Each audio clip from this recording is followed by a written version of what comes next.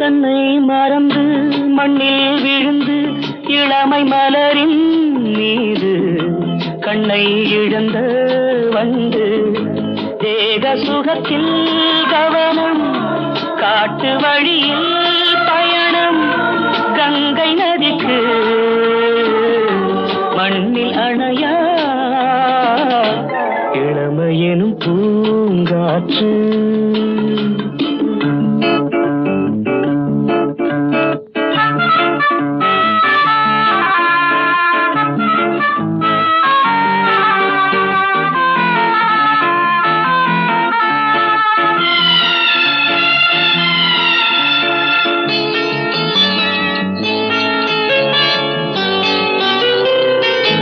அங்கம் முழுதும் பொங்கும் இளமை இதம் பதமாய் தோன்ற அள்ளி அணைத்த